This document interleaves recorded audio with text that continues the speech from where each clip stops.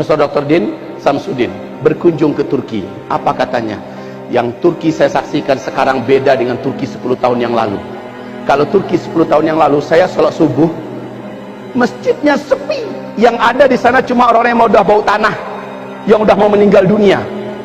Sekarang katanya masjid-masjid besar di Turki yang saya masuki, subuhnya mobil-mobil mewah, motor-motor mewah parkir di luar, dan di dalamnya kayak Jumatan. Masya Allah. Saya nggak tahu masjid apa yang beliau masuki, penuh sesak, orang-orang penuh dalam sholat subuh, membuktikan di Turki sudah banyak iman, sudah banyak orang-orang beriman.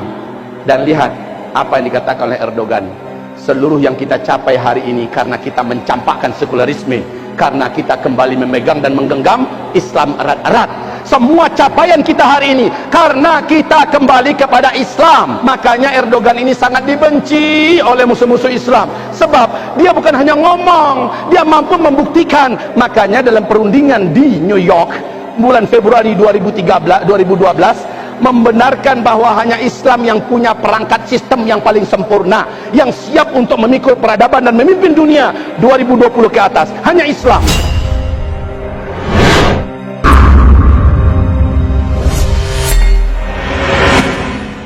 Seluruh sahabat dipuji oleh Allah di surat At-Taubah ayat 100. Bahkan Allah merekomendasikan seluruh kalian kalau kepengen jaya seperti sahabat, kalau kepengen kuat seperti sahabat, kalau kepengen sukses seperti sahabat, kalau kepengen masuk surga bersama para sahabat, ikuti sahabat. Ini firman Allah di surat At-Taubah ayat 100. Allah berjanji orang-orang yang terdahulu lagi awal-awal masuk ke dalam Islam dari kalangan muhajirin dan ansar, serta siapapun yang meniru mereka, siapapun yang mengikuti mereka dengan mengikuti yang baik, Allah pasti ridho dengan mereka semua, sebagaimana Allah ridho dengan para sahabat muhajirin dan ansar ini. Allah pasti akan masukkan mereka semua ke dalam surga, sebagaimana seluruh sahabat Allah jamin masuk semuanya ke dalam surga. Itulah keberuntungan yang besar. Coba lihat itu. Jadi dipuji betul oleh Allah para sahabat ini. Kalau kamu ingin sukses, ikuti sahabat yang sukses. Kalau kamu ingin jaya, ikuti sahabat yang telah Allah berikan kepada mereka kejayaan, kekuasaan, kekuatan, kemuliaan. Kaisar Romawi bertekuk lutut di depan para sahabat-sahabat Nabi. Raja Persia tunduk dan hancur kekuasaannya di kaki para sahabat-sahabat Nabi. Dan Allah mengatakan mereka seluruhnya ahli surga. Jadi kalau ada sekarang ini yang menolak, nak mungkin, maka dia menolak Allah Subhanahu wa taala yang telah mengumumkan. Dan Allah mengatakan, makanya kata Imam Malik bin Anas, kalau kamu ingin sukses, kalau kamu ingin jaya, kalau kamu ingin kuat, tiru para sahabat. Udahlah, kita sekarang di kampus, kita kuliah di universitas, mungkinkah kita meniru para sahabat? Why not? Antum belajarlah apa saja yang sedang antum pelajari, silakan. Khususkan dirimu belajar tentang masalah ilmu pendidikan, ilmu ekonomi, ilmu fisika, ilmu biologi, ilmu apa saja, silakan. Bahkan termasuk otomotif, elektronik, silakan. Mau menguasai bahasa apa saja, silakan. Tapi prinsip-prinsip hidup, prinsip-prinsip hidup tiru para sahabat. Apa kata Erdogan? Erdogan hanya 10 tahun dia memimpin Turki. Prinsip-prinsip dan pola kehidupan sekuler, kultur sekuler, semuanya tersingkir secara bertahap tapi pasti. Kalau dulu Turki sebelum Erdogan yang memegang termasuk negara 111 termiskin di dunia, hanya dalam 10 tahun Turki masuk dalam urutan negara 16 terbesar dan terkaya di dunia. Hanya 10 tahun. Dulu Turki jorok, kotor, rumah-rumah sakitnya jelek, universitasnya sangat tidak berkualitas. Tetapi Turki sekarang, seluruh universitas yang ada di Eropa minder dengan universitas yang ada di Turki.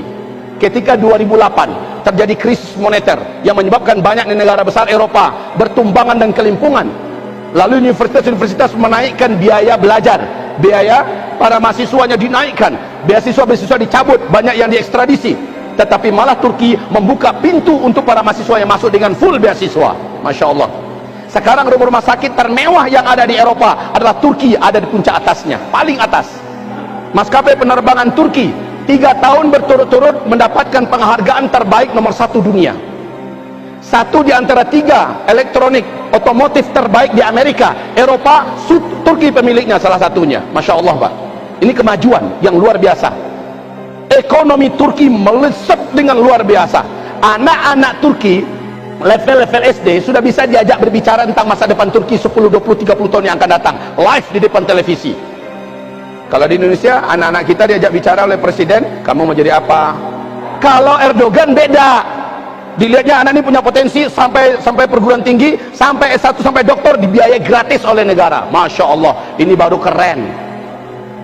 Coba lihat, puluhan ribu anak-anak kecil diurut, dijalankan di jalan raya, puluhan ribu. Orang-orang tuanya mendampingi, militernya juga mendampingi, polisinya mendampingi. Apa kata Erdogan? 2025 anak-anak ini akan memimpin Turki dan memimpin dunia, mewarnai dunia. Hafiz Quran semuanya. Demikian. Profesor Dr. Din Samsudin berkunjung ke Turki. Apa katanya? Yang Turki saya saksikan sekarang beda dengan Turki 10 tahun yang lalu. Kalau Turki 10 tahun yang lalu, saya sholat subuh, masjidnya sepi. Yang ada di sana cuma orang-orang yang udah bau tanah, yang udah mau meninggal dunia.